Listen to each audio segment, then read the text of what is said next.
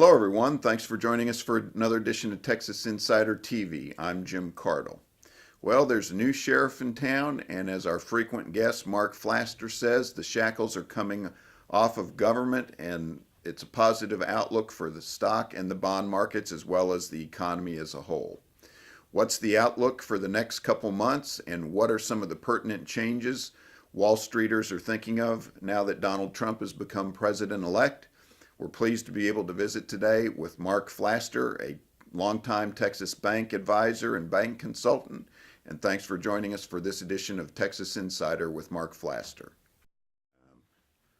Well, Marc, thanks for joining us again. We appreciate you coming in here on a beautiful day in Texas.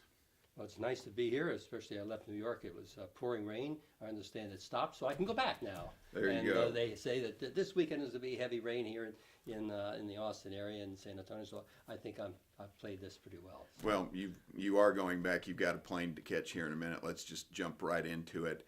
You've been writing a couple articles here for us lately since the election in Texas Insider. The last was Explain Changes Not in the Wind, Changes Here.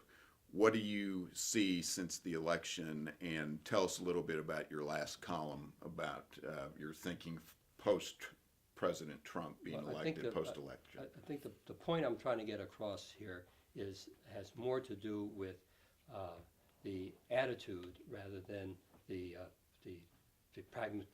pragmatics of actual events. There has been a big shift in attitude and expectation.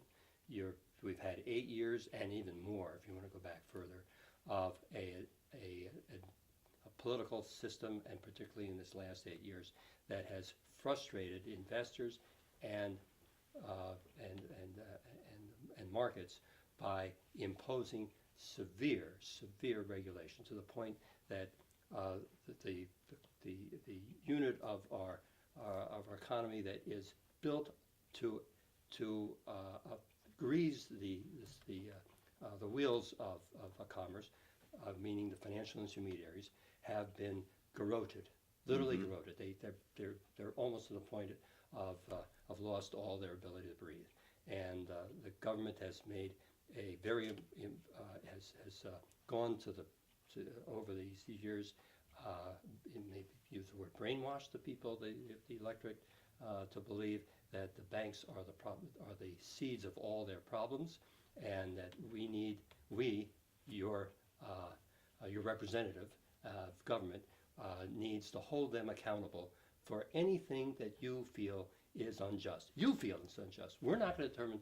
We're going to say our door is open, as I use the word in my piece, that they have become the ombudsman of those who feel that they've been disenfranchised. And so government is going to right all the wrongs. And the way you right all the wrongs is you stop the race and let the slowest guy win, and say that he deserves to win because he was running. Okay, it just took him longer to get there. Therefore, we're going to help him, and we're going to retard you. So we all end up being somewhere in the even lousy, the bottom sector, and we've removed the ability to separate out those that are lagging and those that are challenged to be ahead. So I think the subheading of your most recent article was "The Shackles Have Come Off." It sounds like you're saying the mindset has changed. We had President-elect Trump negotiate or be involved in the Carrier air conditioner. I know where you're going, and we could make some reference back to Reagan and the aircraft controllers. The important thing is that for whatever the reason was, probably certainly a little bit different, but the government has made a statement, or the new potential government has made a statement, that we're somebody that is going to have something to do here, and there's been a big change in the focus of how government is going to manage the nation, and so that has relieved an awful lot of people at the moment to just start to freewheel and spin and say, well, gee, if they're going to do something, maybe this will happen, maybe this will happen. Let's take a couple of things right off the bat. Okay. the cafe auto standards that say that in a couple of years you have to have an automobile that can go 50 miles a gallon. And okay? CAFE, if I might, corporate average fuel Fuel, efficiency right, standards. which means that It's your miles per gallon. miles per gallon that the auto companies individually, for all the products they make, will have an average of 50 miles a gallon. Okay. That was by executive action. There's no law. Nothing was passed by Really? Congress. Obama just fashioned it off his desk and fired a little paper airplane and threw it out the door. Okay? Well, that's dead. It's over. Not gonna happen. On January 21, I assure you that'll be one of those things stricken off the books. The Labor Department report that we're going to convert all middle managers to be on the clock. That's the minimum wage. You and I have talked about this before. And so- A horrible restriction. So you've taken people that you've spent years trying to cultivate a business in which you've taken people out of the clock, put them into a middle management position on an annualized salary, but give them a bonus and treat them as a part of your management team. Some of these people come into work and they see things that are not quite right in the furniture, the inventory, the papers on the ground, and they stay late, right? They're not on the clock. Okay. The White House thought that was a bad idea. Those people should be paid for those hours, so we're going to put them on the clock. So what do you think would have happened? Okay, if Hillary had been elected, all those people would have had, all the companies would have lost the energy and emotion that they built of middle managers to feel that they were part of the company. These people say, I'm on the clock now. If trashed, it's not my job. I don't pick it up. Stay late. I have no reason to stay late. Okay, I gotta go to a game or to see my kids or whatever. I don't care, whatever it is. Texas judge here went and held the thing in abeyance. It's supposed to start the 1st of December. Had Hillary been elected, that would have been reversed and it would have become law. Okay, now it's gone, ended, finished. Won't come back. So you've also talked as a bank advisor, and folks, I want to thank you again for joining us for this edition of Texas Insider TV with Marc Flaster, a bank advisor and friend for many decades. You've talked before about the Texas economy and about the banking industry in particular. Tell us some more, not necessarily regarding specific economic incentives like you're talking about, but how about the Dodd-Frank effort, for instance, and banking restrictions? What is the outlook for that front? Well, it has to be very positive because the way Dodd-Frank was an ombudsman response to the shift in the value of homesteads when the government actually caused the whole thing. So we could go into a lot talking about how it all occurred. Right. But the end of it all is that the government put very, very severe restrictions and constraints on not only how the banks can loan money, but who they can loan to, Okay. and what documentation they have to maintain.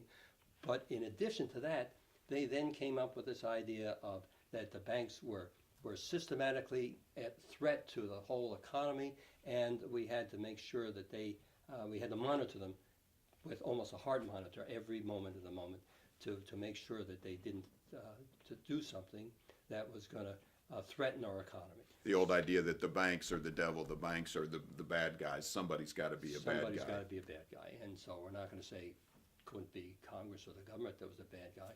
We don't like that. Right. Barney Frank, but we're going to make the banks, and then we went and brainwashed the people to believe that the banks were the center of all their problems, and so you have today regulations that cause bankers to spend an inordinate amount of not only time but money on non-business related issues of modeling their balance sheet in hundreds of basis points change in interest rates, change in the curve, change from being up, down, sideways, a hump, a valley, whatever, and every time you came up with 25 or 30 different iterations of the idea, it had nothing to do with credit. It said no bank ever went into trouble with interest rate risk, they went into trouble with credit. Now, if you want to talk about interest rate shifts and how that might influence credit, I could buy that, but that's not where they are. Mm-hmm. Okay? They're somewhere else in some Ivy League, Ivy Tower idea that has nothing to do with concrete business at all. And the net result of it is that banks, given the low interest rates that the government has sponsored, which didn't have any positive impact as well, the margins went down. Tight margins meant that there was less opportunity for the investor, so values in the stock market also went down, and banks were struggling to make do with, we'll say, the rules as they were being applied. The problem is that the rules were yet to be written. About 50%, I think it is, of Dodd-Frank itself, because Dodd-Frank was a shell, a guideline, have yet to be written out. And if you ask people who believe that the banks are the problem, then you're going to have a different set of rules than if you have a group of people who could still be in the monitoring process, who believe that the banks have a job to do, and we need to give them the avenues in which to move and complete that job.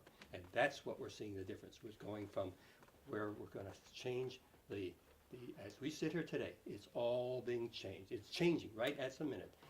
Come the 21st of January, we're going to have a whole new group of people that are going to sit there, and they're going to take a different approach to how we manage the banking or the financial industry. And it doesn't mean that Dodd-Frank goes away. It just means that it is going to be applied in a different manner. Some of the things they put in place make absolutely no economic sense. They don't make political sense, and they'll just be eliminated. I couldn't tell you which they are, but we'll see this as it happens. So you think Dodd-Frank's going to go away? Our Dallas Congressman Jeb Hensarling is chairman of the Financial Services Committee and in the House of Representatives. He's said as much. How about if I can pivot a little bit, because it's if you look at the stock market, the dollar, the bond market, all have been up substantially. Texas bank stocks have been up, Yes, sir. by and large 20 to 30% just in 2 weeks. But yet we turn on the television today, and there does still appear to be some negativism, some concern about the Trump administration, and yet it sounds what you're saying is that there's every reason to be optimistic. What's the difference between the talking heads? It has to do with the media represents the progressive left, and always has, and they were the favored son for these last 8 years or so, and they've had a field day. And they've been out undercovering, transactions or misdeeds, and being the champion of the little guy. And there's a reason why the little guy's a little guy. And what we want to do, not what we want to do, what's coming is a whole shift, and say, you could say it's a trickle down. You could say that a rising tide raises all ships. Flaster says it raises all ships except they're sunk.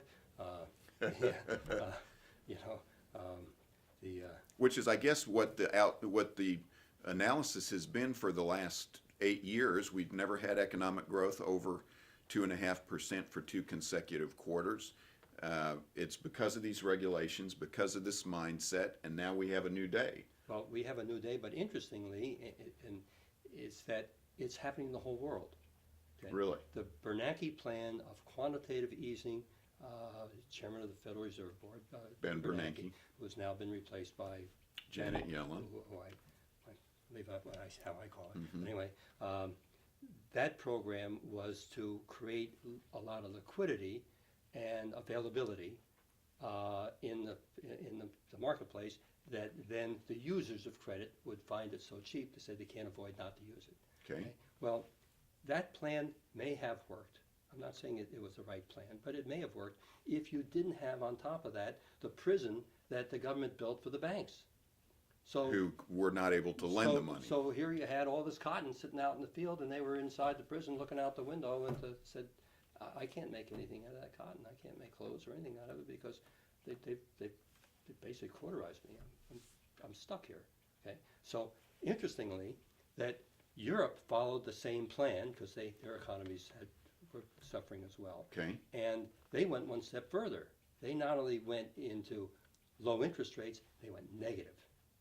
And they actually drove their interest rates into a minus territory. Where you have to pay the banks to take your money. Basically. So you're saying that you see not only in effect domestically here in the United States, but also globally, that things are going to turn the corner. We've seen it already. The French have an election coming up, in the spring, I think in February. Okay. And the candidates that were potentially to be at that election from the represented the progressive left was Sarkozy.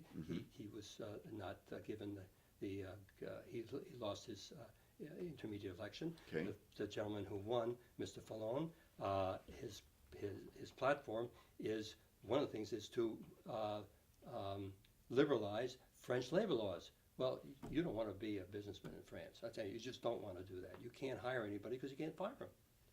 Okay. So if you can't fire them, you got to be very careful who you hire. And then they don't work.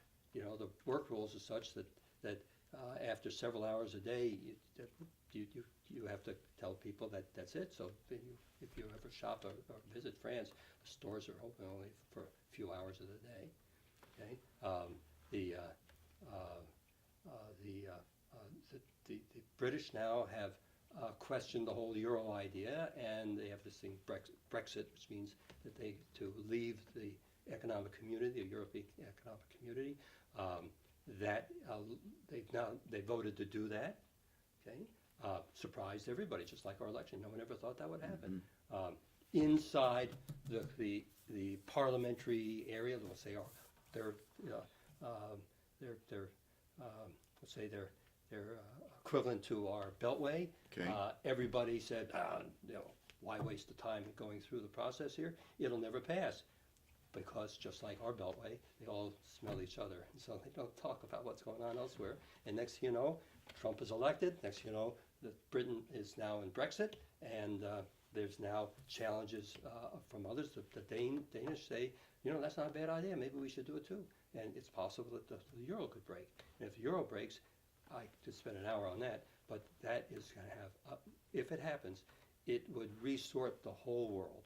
Restart the whole world. So, which is one of the reasons why you mentioned to me, why is the dollar getting strong? Well, it doesn't have to do exactly, a lot of these things happen, it happened on the same day. It wasn't that day, okay? It wasn't that event. On the same day, same time frame, okay, the dollar's been moving up all since the Brexit announcement. Now you have another country that stepped in. Spain now is questioning whether maybe they should come along too, and they might want to step out. There's a whole element here that's questioning whether the euro should stay together. If the euro can't stay together, then the dollar has to be the only place that has a viable currency, so therefore the dollar's going to improve. Okay? gotcha. Let me pivot one final question and get a little more domestically in regards to Texas. You have been advising banks, I believe you said, getting ready to go on the show here, that the bank stocks and bank mergers in Texas are going to be something that returns. How about, though, with the Texas economy, the oil and gas market? OPEC just announced an agreement to cut production the other day. What's the outlook for Texas's economy, starting now that we've covered the national outlook, but what do you see more domestically for Texas? Obviously, as witnessed in the marketplace, the OPEC agreement had an immediate emotional impact. Okay? No agreement they've ever fashioned has ever held water. Okay. So I doubt if this one will either. In the worldview, the opportunity to explore and extract and resell fossil fuels has changed dramatically and dynamically, and it is becoming a easier commodity to source and a lot cheaper than it had been to, let's say, manufacture. Extract. So supply of fossil fuels will continue to grow. The use of fossil fuels is becoming terribly more efficient, and so per unit of GDP, electricity, whatever you want to call it, it takes less energy in to get whatever you want on the other side. So if we want to look at the world itself, it is not an equation of 1 = 1. It's a very different equation, and it's changed dramatically, especially in these last 2 years. You realize that in March or February of last year, oil was $25 a barrel. Okay. It's now 50 or something a Okay. barrel. And a year earlier, before the March, $107 a barrel. So in the course of 30 months or so, you've had it go from 100 to 25 back to 50. 100 is not in the offering. Is 25 in the offering? I couldn't tell you that. I don't expect to be right away. But Texas itself is not dependent on oil as it was back in the 80s, and it has, quote unquote, a diversified economy. Even during this period of time, there was net in-migration to Houston. They added like 100,000 people. Okay. Job growth was modest, somewhere close to 1%, down substantially. The commercial real estate vacancy rate is up at 15%. If you add the sublets, you're probably at 22, 25%. Really? Definitely, that's that's a colored feature of all this. But eventually, that will get worked out. Things get repurposed, resourced. Just because it was doesn't mean that that's what it has to be. And there's very, very comfortable minds that are now being tested to come up with what we'll say the next plan. The positive in all this is that had we been where we all thought we were, it would have taken an awful long time. And the resources to do that were very, very limited.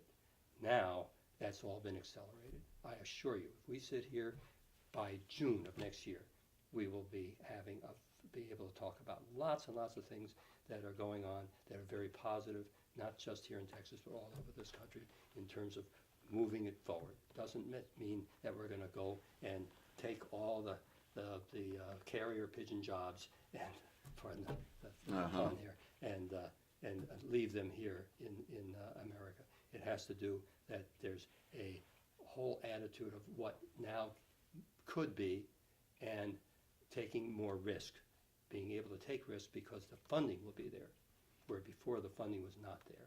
Well, speaking of moving forward and going to things more positive, we're going to let you get on the way to your airport. We appreciate you coming by, though, Mark. It's my pleasure. We'll talk about, like you're saying, next June or something, see what's going on there. I think that one thing I'll leave you with is one interesting comment.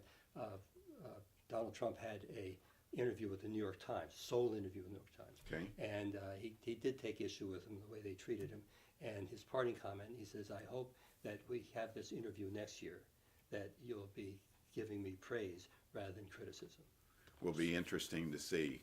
Folks, we appreciate you, Mark, coming by. Folks, we appreciate you turning in for another edition of Texas Insider TV with Marc Flaster, bank advisor and New York friend of Texas Insiders for many years. Remember, you're either an insider or you're not. I'm Jim Cardle. Thanks for joining us.